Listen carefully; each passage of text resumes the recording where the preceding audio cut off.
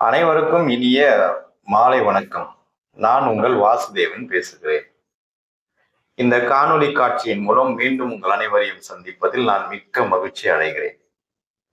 இந்த வீடியோவில் நம்ம எதை பத்தி பேச போறோம் அப்படின்னா, பணத்தை பத்தி தான் நம்ம பேச போறோம். இந்த பணம் எல்லாருக்குமே ஒரு புரியாத புதிராக இருக்கிறது. இந்த பணம் நம்ம என்ன கஷ்டப்பட்டாலும் நம்ம கிட்ட சேர மாட்டேங்குதே, அப்படி வந்த பணமும் நம்ம கிட்ட நிக்க மாட்டேங்குதே, நம்மளை விட்டு போயிடுதே, நம்மளால பணத்தை சேர்க்கவே முடியலையே அப்படின்னு கஷ்டப்படுற அடித்தட்டு மக்களுக்காகத்தான் இந்த வீடியோ. ஸோ பணத்துக்கு பின்னாடி இருக்கிற அந்த ஈர்ப்பு சக்தி என்ன, பணம் எப்படி அது செயல்படுது, பணத்தை எப்படி செய்வது, பணத்தை எப்படி செய்வது, அதை குறிச்சுதான் இந்த வீடியோ. இந்த வீடியோ உங்களுக்கு பயனுள்ள ஒரு தகவலா அமையும் என்று நான் நினைக்கிறேன். உங்களுடைய நிதி சுதந்திரத்தை நீங்கள் சீக்கிரமாக அடைய வேண்டும் என்றால் இந்த காணொளி காட்சி ஒரு பயனுள்ள ஒரு தகவலாக இருக்கும் என்று நான் நினைக்கிறேன். இந்த வீடியோவை ஸ்கிப் பண்ணாம ஆரம்பம் முதல் இறுதி வரை தொடர்ந்து பாருங்க. இது உங்களுக்கு பயனுள்ளதாக அமையும். வாங்க நம்ம நேரா டாபிக் உள்ள போயிடும். அதாவது ராபர்ட் கியோசகி அப்படிங்கிற ஒரு உலக பணக்காரர்கள்ல ஒருத்தர் ஒரு புத்தகத்தை எழுதியிருக்கிறார். அந்த புத்தகத்தின் பெயர் என்னன்னு பாத்தீங்கன்னா, ரிச் டேட் புவர் டேட், பணக்கார தந்தை ஏழை தந்தை அப்படின்னு ஒரு தலைப்புல ஒரு புத்தகத்தை எழுதியிருக்கிறாரு. அந்த புத்தகம் உலகம் முழுவதிலும் நிதி சம்பந்தப்பட்ட எல்லா கேள்விகளுக்கும் அது பதிலளிக்கிற வகையில இருக்கு. அந்த புத்தகம் கிடைச்சாக்கா நீங்க வாங்கி படிச்சு பாருங்க.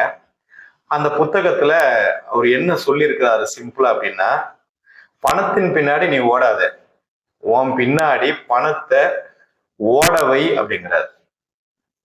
இது நான் உங்களுடைய லாங்குவேஜ்ல சொன்னேன். அவர் என்ன சொல்றாருன்னா, do not work for money, make money work for you அப்படின்னு சொல்றாரு. பணத்திற்காக வேலை செய்யாதீர்கள், மாறாக பணத்தினை உங்களுக்காக வேலை செய்ய வையுங்கள் அப்படின்னு சொல்றாரு.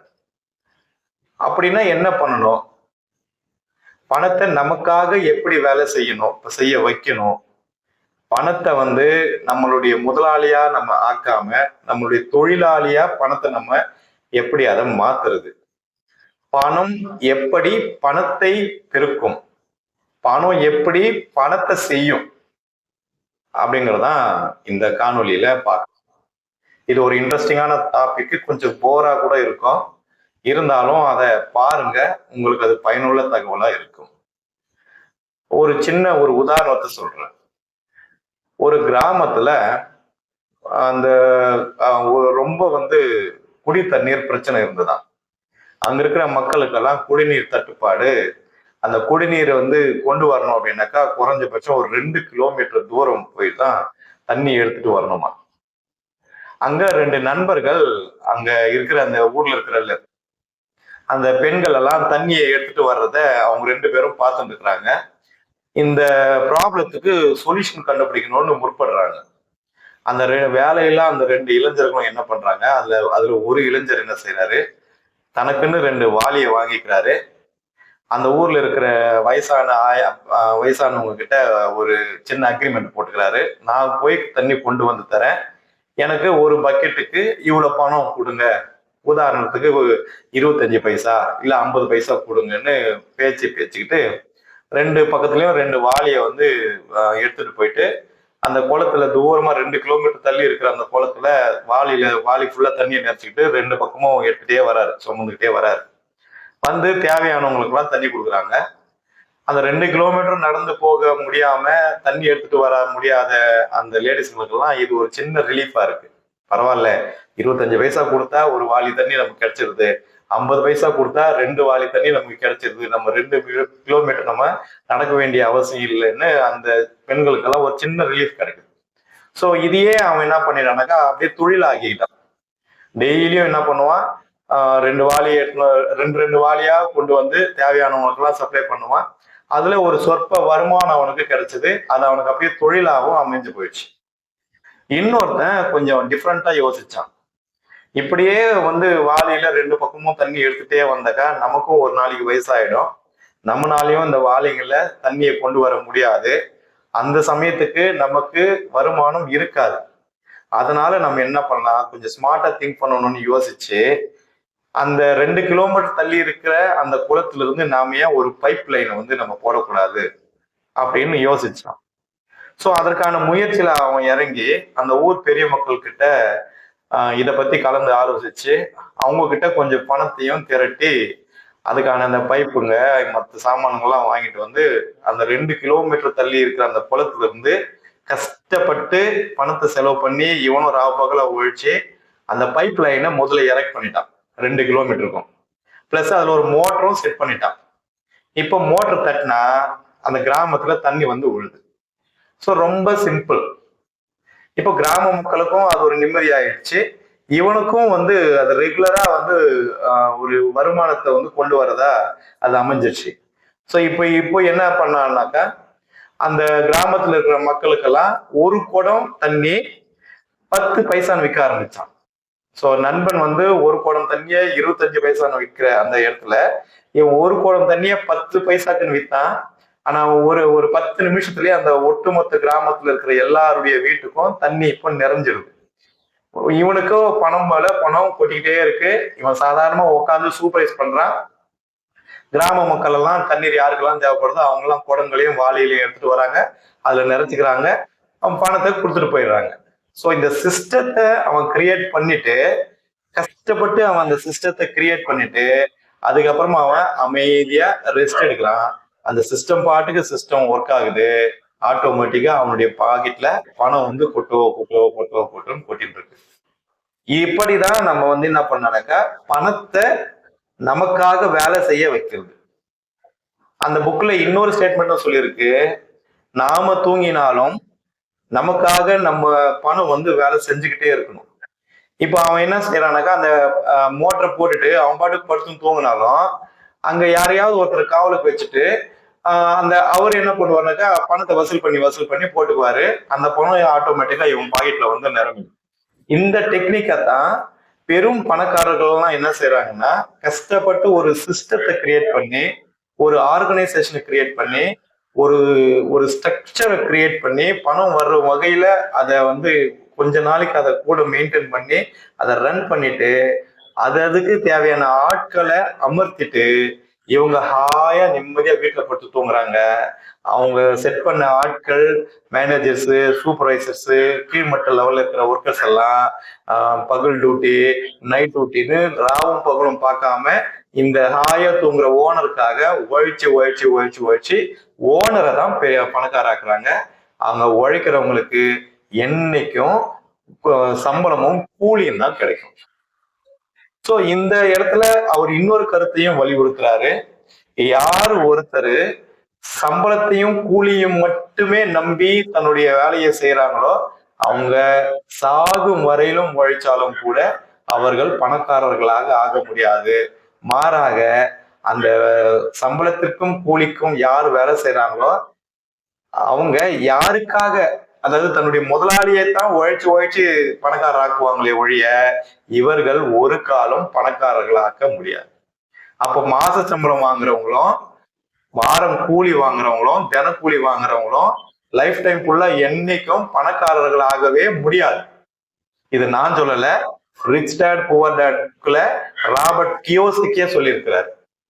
அப்போ நம்ம என்ன பண்ணணும்னா சம்பளத்துக்காகவும் கூலிக்காகவும் வேலை செய்யாம ஒரு சிஸ்டத்தை கஷ்டப்பட்டு கிரியேட் பண்ணி ஒரு பிசினஸையோ ஒரு ஸ்டார்ட் அப்பையோ ஒரு நல்ல கான்செப்டையோ ஒரு சிஸ்டத்தை கிரியேட் பண்ணி அதை டெவலப் பண்ணிட்டோம்னா ஒரு 5 வருஷம் கஷ்டப்பட்டு அதை நம்ம டெவலப் பண்ணிட்டோம்னா அந்த சிஸ்டம் மூலியமா ஆட்டோமேட்டிக்கா நமக்கு பணம் ஜென்ரேட் ஆகிட்டே இருக்கும் லைஃப் டைம் ஃபுல்லா. கரெக்டுங்களா? இப்போ பெரிய பெரிய பணக்காரர்களா இருக்கிறாங்க, அவங்களுக்கு நாடு முழுக்க 1000 கணக்குல பிரான்ச்சஸ் இருக்குன்னு வச்சுக்குவோம். அந்த 1000 கணக்குல இருக்கிற பிரான்ச்சஸ்ங்கள ஓனரே போய் எல்லா கடையிலயும் வியாபாரம் பார்த்துக்கிட்டு கஸ்டமருங்களை பார்த்துக்கிட்டு கல்லால உக்காந்துட்டு வியாபாரம் பண்ணிட்டு எல்லாம் இல்லை. கஷ்டப்பட்டு அவர் ஒரு சிஸ்டத்தை கிரியேட் பண்ணாரு. அந்த சிஸ்டமே இன்னொரு சிஸ்டத்தை கிரியேட் பண்ணுச்சு. ஆரம்பத்துல 1 கோடி ரூபாய் சம்பாதிக்கிற அளவுக்கு ரொம்ப கஷ்டப்பட்டாரு. அந்த 1 கோடியே பல கோடிகளை அதுவா கிரியேட் பண்ணுச்சு. சோ இதைத்தான் வந்து சிஸ்டம் கிரியேட் பண்றதுன்னு சொல்றது. நாம பணத்தின் பின்னாடி ஓடாம பணத்தை நமக்கு பின்னாடி வர்ற மாதிரி செய்யுது. பணத்துக்காக நாம வேலை செய்யாம நமக்காக பணம் வேலை செய்ய வைக்கிறது அப்படிங்கிறது அந்த புக்ல தெள்ள தெளிவா சொல்றாங்க. ஓகேங்களா? இது ஒரு சின்ன கான்செப்ட். நாம எப்பவுமே பணத்தின் பின்னாடி ஓடக்கூடாது. அந்த பணம் தான் நமக்கு பின்னாடி வர வேண்டும். இன்னொரு விஷயம் என்னன்னு பாத்தீங்கன்னாக்கா, அதாவது இன்வெஸ்டிங், அதாவது பணத்தை வந்து நம்ம என்ன பண்ணலாம்னாக்கா சரியான முறையில சம்பாதிக்கிற அந்த பணத்தை சரியான முறையில அதை நிர்வகிக்கணும். அப்படி நிர்வகிக்க தெரியலனாலும் காலப்போக்குல அந்த பணத்தினால நம்ம அவுடேட்டட் ஆயிடுவோம். அப்போ இன்வெஸ்ட் பண்ணணும் அப்படின்னா நம்ம சம்பாதிக்கிற கொஞ்சம் கொஞ்சம் அந்த பணம். சரிங்க சார், நீங்க ஒரு கேள்வி கேட்கலாம். சார், என்னால இப்ப எந்த பணமும் பெருசா இன்வெஸ்ட் பண்ணி ஒரு சிஸ்டத்தை வந்து கிரியேட் பண்ண முடியாது. அதுக்கெல்லாம் வந்து நிறைய லட்சங்களும் கோடிகளும் தேவைப்படும். ஆனா நானே வந்து ஒரு சம்பளக்காரனா இருக்கிறேன். எங்கேயோ ஒரு கம்பெனில ஒரு 15,000 20,000 சம்பளத்துல நான் வேலை செஞ்சுட்டு இருக்கிறேன். அந்த வேலையையும் என்னால இப்ப விட்டுட்டு வர முடியாது. அதே போல ஒரு சிஸ்டத்தையும் என்னால கிரியேட் பண்ண முடியாது. அதனால வந்து நான் எப்படி பணக்காரர் ஆகுது அப்படின்னு கேட்டீங்கன்னா, நீங்க என்ன பண்ணணும்னா, நீங்க சம்பாதிக்கிற அந்த சம்பளத்துல மாசம் ஒரு 10,000 ரூபாய் சம்பாதிக்கிறீங்கன்னு வச்சுங்க. அந்த 10,000 ரூபாயில முதல் பணம் உங்களுக்காக நீங்க எடுத்து வச்சுக்கணும். நல்லா பாத்துக்கோங்க. நீங்க சம்பாதிக்கிற அந்த 10,000 ரூபாய் பணத்துல ஒரு மாசம் நீங்க 10,000 தான் சம்பாதிக்கிறீங்க. உங்களால எவ்வளவு சேமிக்க முடியுமோ அந்த பணத்தை முதல்ல உங்களுக்காக எடுத்து அதை இன்வெஸ்ட் பண்ணிட்டு மீதி இருக்கிற பணத்தை தான் நீங்க செலவு பண்ணணும். அது வந்து வீட்டு வாடகை கட்டுறதா இருக்கட்டும், பால் பில் கட்டுறதா இருக்கட்டும், மளிகை பொருள் வாங்குறதா இருக்கட்டும், வீட்டு கரண்ட் பில்லு கட்டுறதா இருக்கட்டும், ஸ்கூல் ஃபீஸ் கட்டுறதா இருக்கட்டும், எந்த செலவாக இருந்தாலும் உங்களுடைய எதிர்காலத்திற்கென்று ஃபியூச்சருக்கென்று ஒரு குறிப்பிட்ட தொகையை நீங்க எடுத்து வச்சுட்டு தான் மீதி இருக்கிற பணத்துல நீங்க செலவு பண்ணணும். இதை நீங்க நல்லா தெரிஞ்சுக்கணும். First save for yourself, spend first for yourself, then you spend for others. பால்காரனுக்கு நீங்க அப்புறம் கொடுங்க. பால்காரனுக்கு நான் கொடுக்காம என்ன சொல்லல. பால்காரனுக்கு டியூ வச்சா அடுத்த மாசம் பால் ஊத்த மாட்டான். அது நல்லா புரிஞ்சுக்கணும். அப்போ முதல்ல உங்களுக்கான பணத்தை எடுத்து வச்சிருங்க. 10,000 ரூபாய் உங்களுக்கு சம்பளமா, அது ஒரு 2,000 ரூபாய் தனியா உங்களுக்கு எடுத்து வச்சிருங்க. உங்களுடைய எதிர்காலத்துக்குன்னு எடுத்து வச்சிருங்க.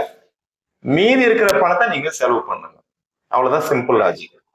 ஸோ அந்த சில பேருக்கு வந்து பாத்தீங்கன்னா 50% வந்து சேவ் பண்ணணும்னு எய்ம் இருக்கும். 30% சேவ் பண்றவங்க இருப்பாங்க. 60% சேவ் பண்ணிட்டு 40% செலவு பண்றவங்க இருப்பாங்க.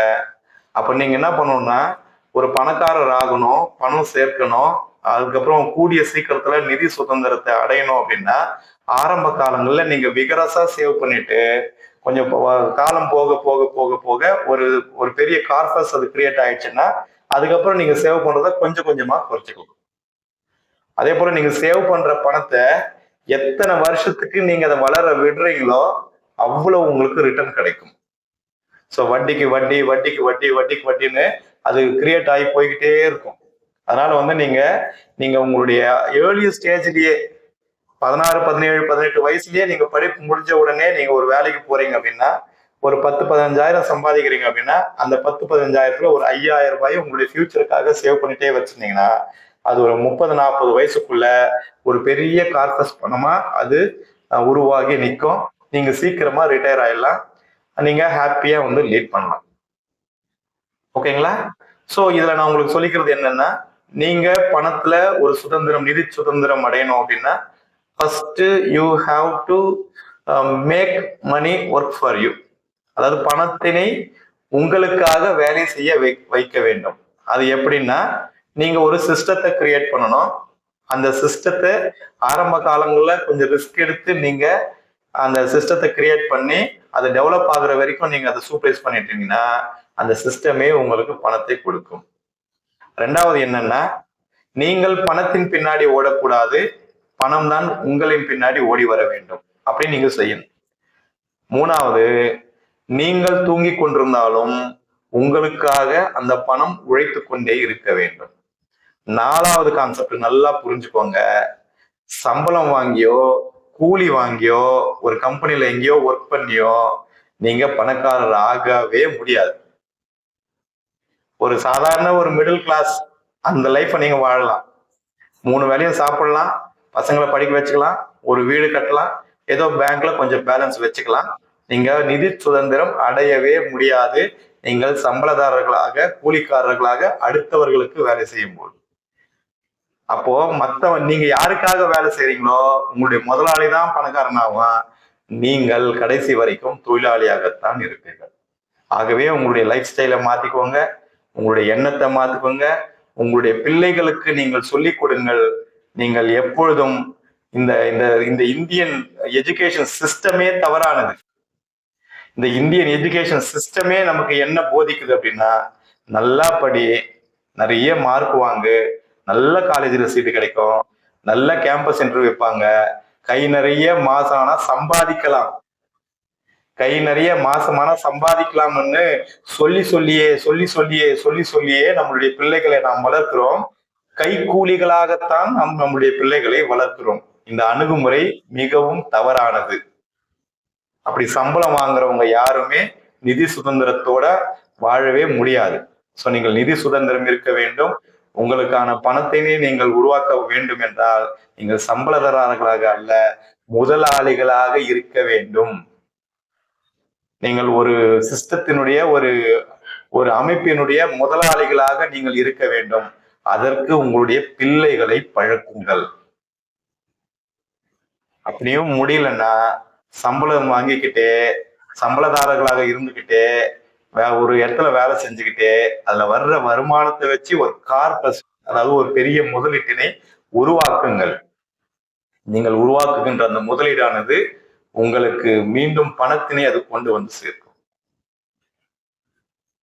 உங்களுக்கு நீங்க உங்களுக்கு லைஃப் லாங்கா பென்ஷன் வேணும் அப்படின்னா அதற்கான விடைய அடுத்த வீடியோவில் நான் சொல்றேன். தயவு செஞ்சு அடுத்த வீடியோவையும் மறக்காம பாருங்க. இதுவரை பொறுமையோடு இந்த காணொலி காட்சியினை பார்த்து கொண்டிருக்கிற உங்கள் அனைவருக்கும் மீண்டும் ஒரு முறை நன்றியை பாராட்டி உங்களிடமிருந்து விடைபெறுவது உங்கள் அன்பு வாசுதேவன். இந்த காணொலி காட்சி உங்களுக்கு பிடித்திருந்தால் ஷேர் பண்ணுங்க, லைக் பண்ணுங்க, சப்ஸ்கிரைப் பண்ணுங்க, மறக்காம பெல் ஐக்கானை தட்டுங்க. நன்றி.